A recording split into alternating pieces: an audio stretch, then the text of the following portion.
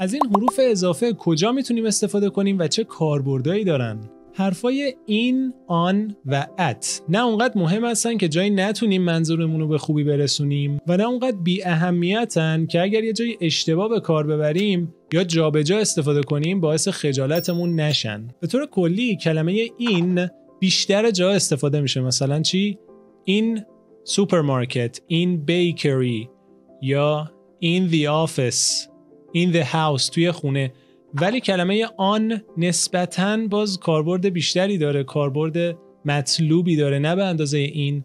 و کلمه at که کمترین استفاده رو داره و خاص‌ترینشونه. کلمه این چه جایی استفاده میشه؟ مثلا جایی که بخوایم راجع به سال صحبت کنیم، بگیم در سال 2023، در سال 2023 میگیم چی؟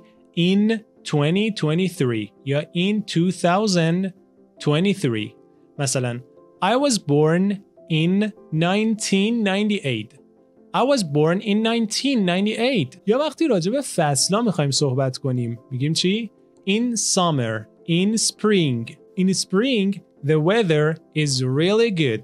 توی بهار هوا واقعاً خوبه. و همینطور زمانی که می‌خوایم راجع به کشورها صحبت کنیم، مثلا در لندن in London، در ایران in Iran.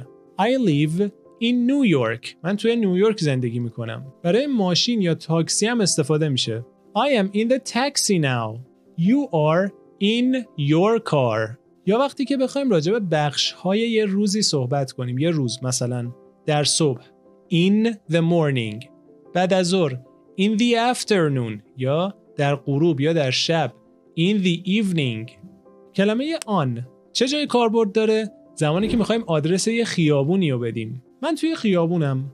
I am on the street. نمیگیم I'm in the street. ما به فارسی میگیم توی خیابون ولی در اصل روی خیابونیم. I am on the street. برای street میگیم on. یا مثلا I live on لاله street. I live on لاله street. من توی خیابون لاله زندگی میکنم. برای وسایل نقلیه‌ای مثل اتوبوس، مترو یا هواپیما هم از آن استفاده میشه. I am on the bus. I'm on the bus. یعنی من توی اتوبوسم.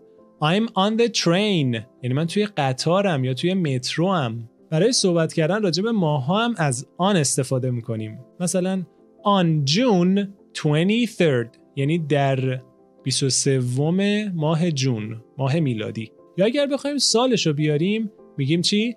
I was born، من به دنیا اومدم. I was born on June 23rd 1998.